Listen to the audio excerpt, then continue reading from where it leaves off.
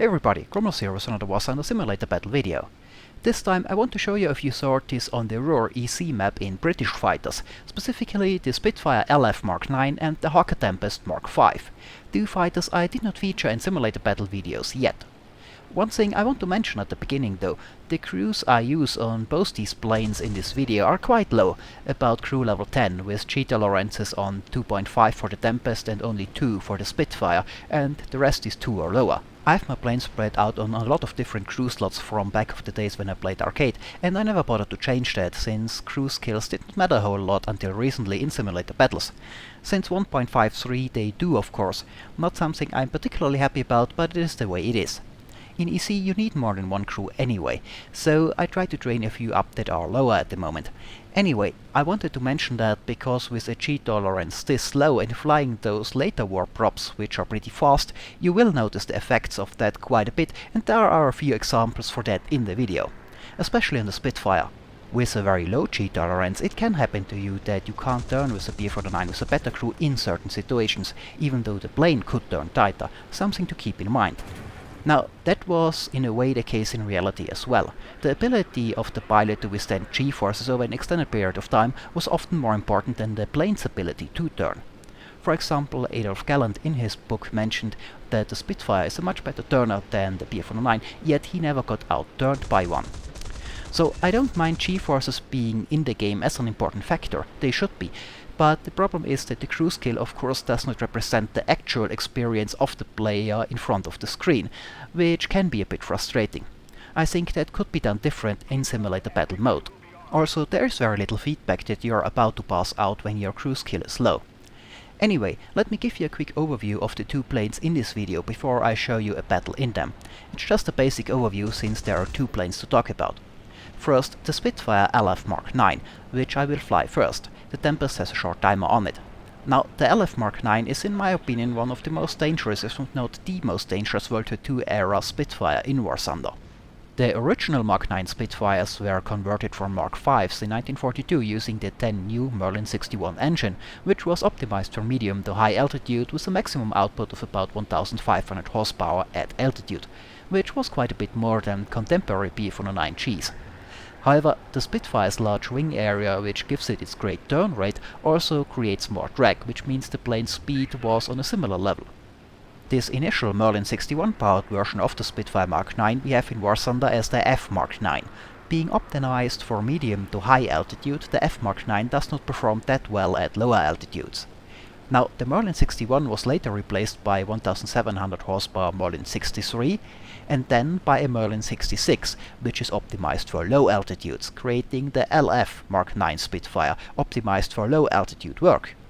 The Merlin 66 initially was rated for 18 pounds of boost and 1700 horsepower, but as more 150-octane aviation fuel was available, Rolls-Royce further improved this engine so that it could withstand 25 pounds of boost on war emergency power and producing 2000 horsepower using 150-octane fuel. So on war emergency power the horsepower output is just barely below that of the heavier Griffin-powered Mark 14. Making the LF Mk IX quite fast considering its large wings, which slow it down. Still not as fast as many other late war props, but about as fast as you're going to get with a wing loading this low.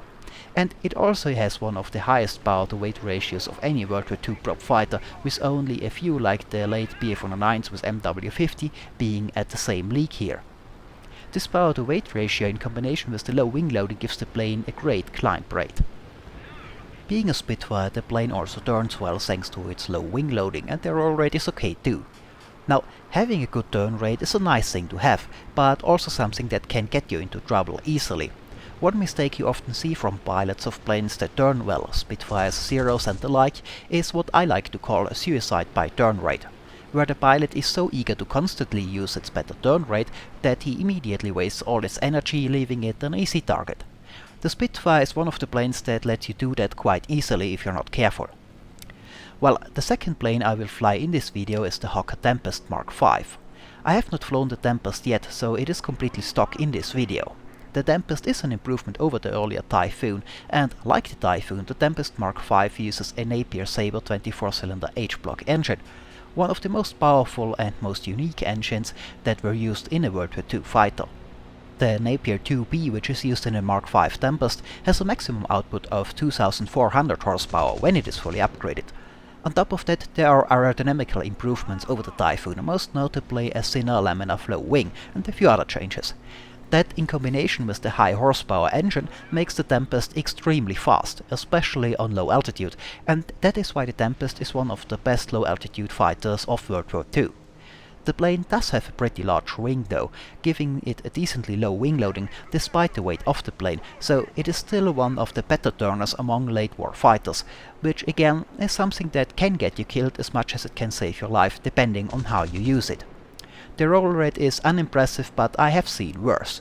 The plane is quite a bit heavier than a Spitfire or a Bf-109, so despite the high horsepower, the power-to-weight ratio is not that great, and as a result the climb rate is also lower than that of a Spitfire or a Bf-109. As mentioned, the Tempest in this video is stock, missing about 300 plus horsepower, so the climb rate is affected by that accordingly.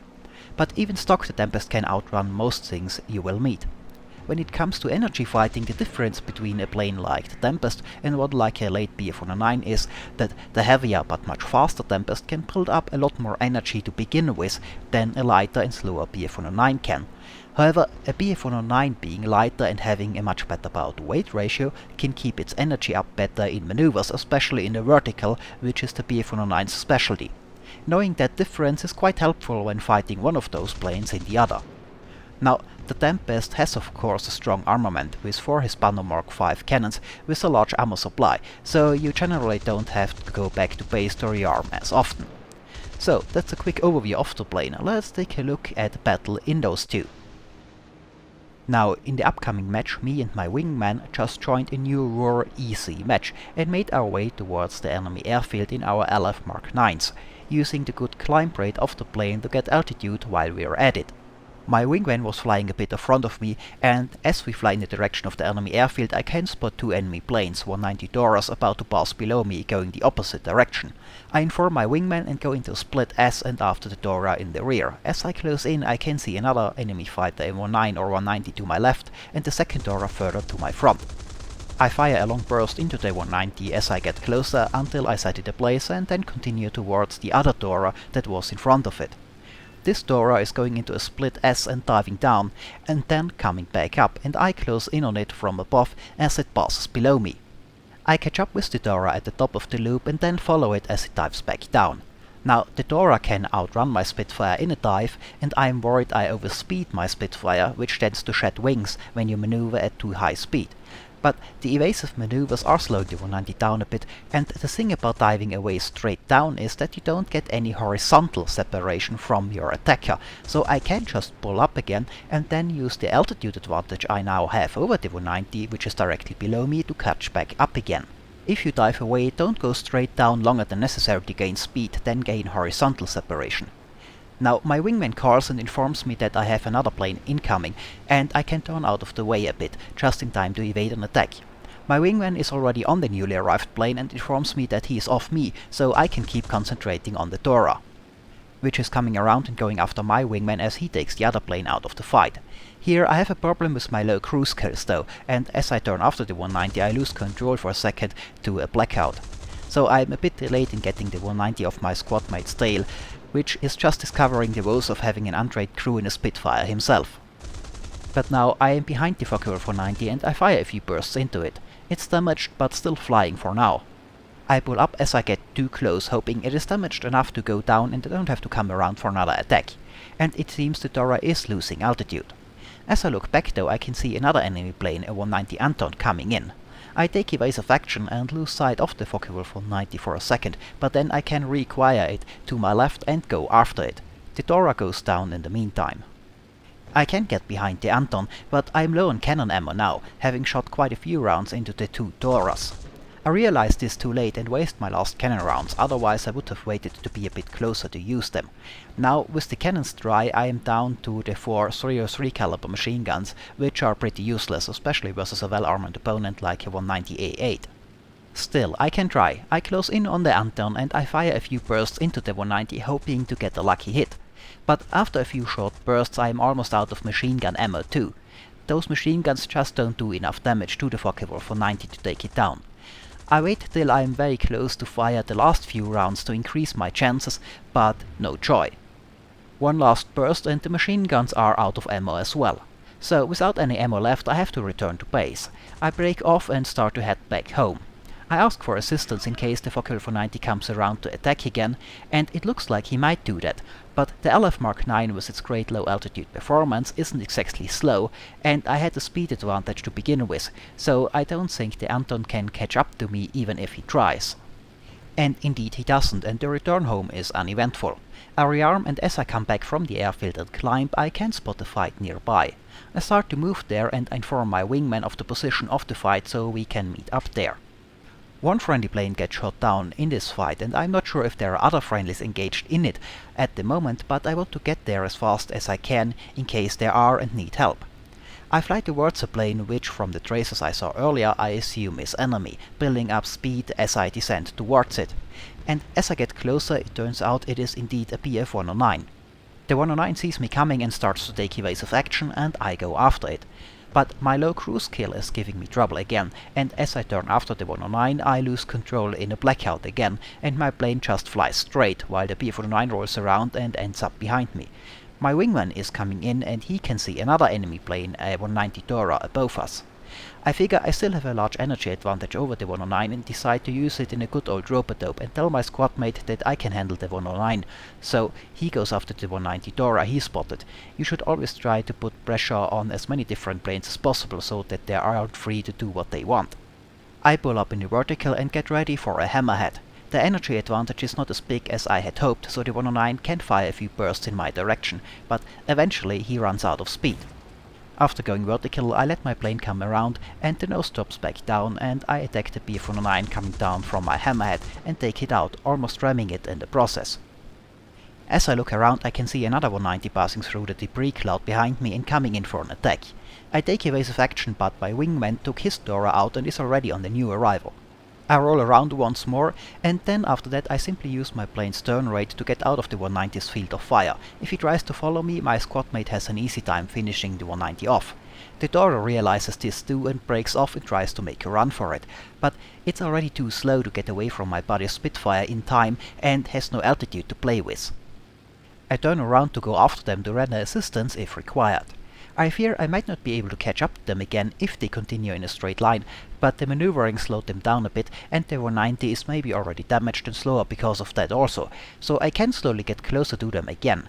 Now my wingman damages the Focke-Wulf 190 and then, as he gets too close to the 190, pulls up instead of trying to slow down to stay behind it. So he conserves his energy and is still on a high energy state, despite the low altitude, thanks to its high speed, and therefore ready to face additional threats should they appear. Despite the damage, the Focke-Wulf 190 is still flying though as I get closer, so we decide that I go in to attack next, while my squadmate is coming back down from his climb, covering me as I attack. After my attack, I go up, and should the 190 still fly, my wingman goes in to attack again as I come back down and cover him, and then repeat this attack circle as needed. I fire a quick machine gun burst at first to get the 190 to maneuver so I can get closer faster, and then, as I am close enough, I open up with my cannons.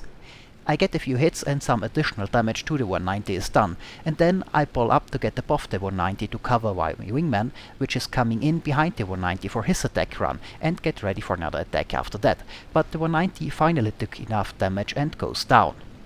So, with no other immediate threats around that we can see, we form up again and go into a bit of a climb. We can see another plane or two slightly higher in front of us to the north. We are not entirely sure what it is yet, but we move that direction to check it out. Now, as me and my wingman discuss the engagement, I get a bit careless and I don't look behind me a lot, and I don't realize that my wingman is a bit in front of me, not behind me. So I am the plane in the rear of our little two-plane formation. So I miss a Bf-109 coming in from behind. While you should always scan in all directions, of course, as the plane in the rear, it would be primarily my job to check the rear. I take a hit in the wing, which reduces my maneuverability as I have to fight the plane to not stall the damaged left wing and get it into a spin, so I can't really turn that hard anymore. My wingman is of course right behind the 109 right away, so I only have to evade it for a little bit. Here we have a bit of bad luck though. As I roll around and change my direction, I fly through my wingman's line of fire as he fires on the Bf-109, and I take an unlucky hit in the damaged wing. Well, Bad luck, but those things happen occasionally. My wingman takes the Bf 109 out though, and I wanted to fly the Tempest anyway to unlock some upgrades for it. The Tempest's timer is of course up by now and I can take it out. I guess it can be argued about if a stock Tempest or a fully upgraded LF Mk IX are better, but honestly with the Tempest's high speed I would say even stock the Tempest is the stronger plane, though you need a bit more patience especially when climbing. I start from the airfield once again and start to climb.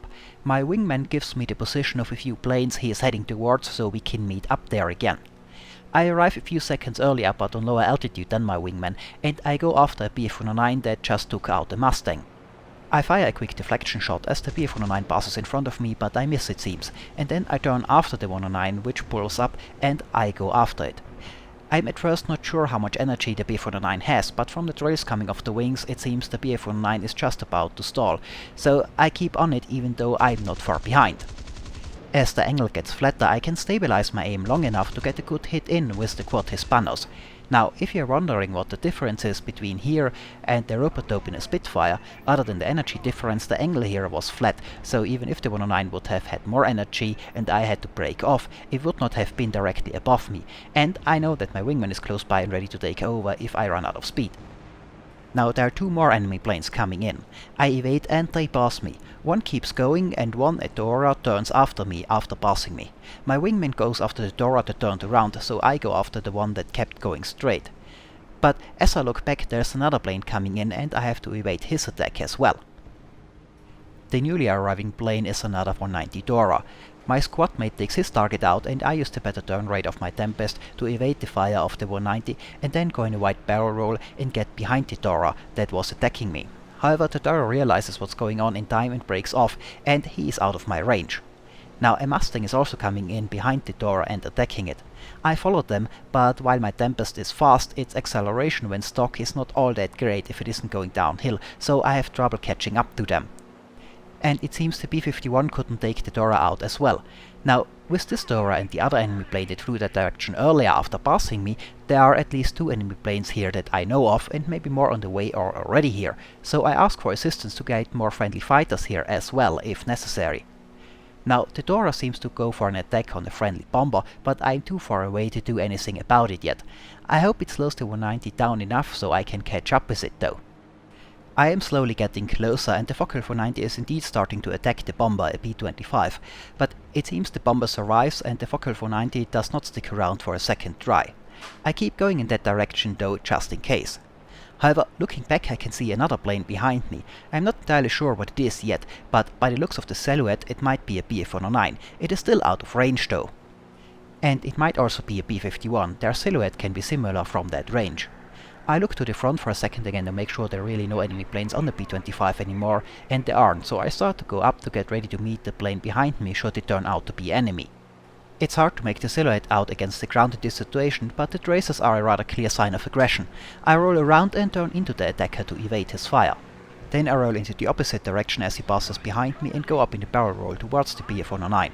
The 109 however stalls, so I can slot right in behind him as I come back down. The Bf 109 turns to the right, but since my Tempest is a good turner as well, at least compared to other late prop fighters, I can turn with him, especially since his plane is weighed down by a pair of gun pods, which have a negative effect on the flight characteristics of the Bf 109.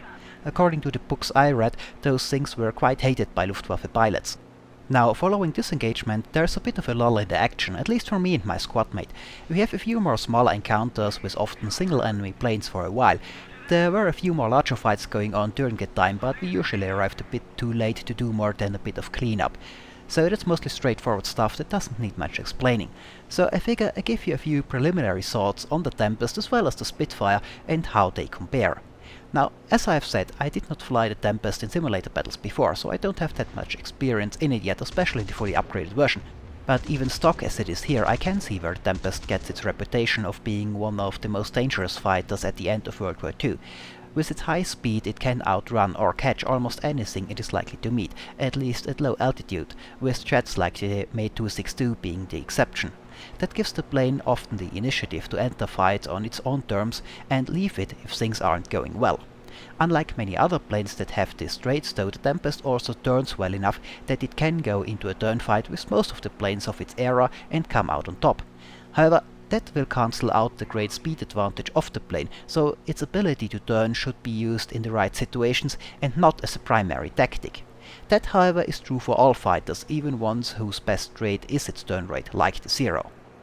On the negative side, the plane's roll rate is not that impressive. It could certainly be worse, but its low roll rate does decrease the overall maneuverability of the plane, and planes that roll better, even if they don't turn as well, can use that to their advantage against the Tempest if flown by pilots that know how. So that's a bit of a downside. Another plus side, however, is the plane is very well armed and a decently stable gun platform, unlike the Spitfire, which has a tendency to be a bit twitchy when it comes to aiming, often making precise attacks on, for example, engine nacelles on bombers a bit harder. Now, the Spitfire I have flown quite a bit more often, though not necessarily the LF Mk IX but other Spitfire variants. For the most part, the LF Mk IX Spitfire is what you would expect from a Spitfire. It is a very good turner coupled with decent speed, though not the very fastest plane around. The LF Mk IX, however, adds something to the table you won't find on other Merlin-powered Spitfires, and that's about the weight ratio that on War Emergency Power far exceeds about the weight ratio of most other contemporary Allied planes, including the Tempest, giving the plane an exceptional climb rate and an ability to fight in the vertical that is similar to a Bf-109. Overall, though, the Tempest is the stronger plane because it's simply much faster without being that much less maneuverable. Well, there's one more fight I want to show you in this battle because it includes something I don't think I've covered before in my videos that often, and that is spin recovery. So, after shooting this 109 down, my wingman is low on ammo and reloading at the airfield, and I in the meantime circle and climb above said airfield when I see a plane coming towards me. It's opening fire and I evade. It's a 190 Dora, which surprises me a bit since I did not expect to be attacked here. I come around and turn towards the Dora, which is a bit fast in turning around, so I turn out of the way before I pass in front of it to evade crossing the 190's line of fire. Then I pull up a bit while keeping the roll up, coming around in a bit of a barrel roll, evading again, and then rolling opposite and go into another barrel roll towards the 190, slowly getting the upper hand. This time the 190 passes below me and I can roll around and slot in behind it, but the 190 is pulling a bit too hard and stalls and enters a spin. Now, I'm just telling my wingman that I will get an easy kill on a 190 that stalled when I pull too hard trying to get back around and stall my plane as well, also entering a spin. Not one of my most heroic moments, but a good opportunity to quickly go over basic spin recovery in War Thunder as a tip to players new to simulator battles. It's actually pretty easy on most planes in War Thunder. You set the power to idle and give full rudder in the opposite direction you are spinning, till the rotation slows and the nose drops down. Don't pull up right away, but wait till you are fully recovered and have some speed back, otherwise you might end up getting right back into a spin. This basic spin recovery works on most planes in War Thunder, with few exceptions. Sometimes you have to add a bit of elevator to get the nose down. It's best to test it out in a test flight for the individual planes. Anyway, I got back on the Focke-Wulf 490 after recovering from the spin, and my wingman finishes it off shortly after. And we head back out looking for more targets. We end up chasing another Focke-Wulf 190 Dora, but since we are at it for a while now and it is getting a bit late, I don't pay that much attention anymore and I miss a Ta 152 coming in from behind, so that's the end of my little Tempest, and I'm back to flying the Spitfire. However, since it is, as I've mentioned, getting late, players are logging off and there are fewer and fewer planes on the enemy team until there is only one left, which apparently is flying around AFK in a bomber till the Hunter AI planes get him, ending the game in a victory. So this is it for this battle. I thought it was a few nice sorties in the new EC mode over Ruhr and a good opportunity to test out and upgrade the Tempest. I hope I have some more footage from the EC mode soon. Until then, I hope it was entertaining, thanks for watching and maybe I'll see you next time.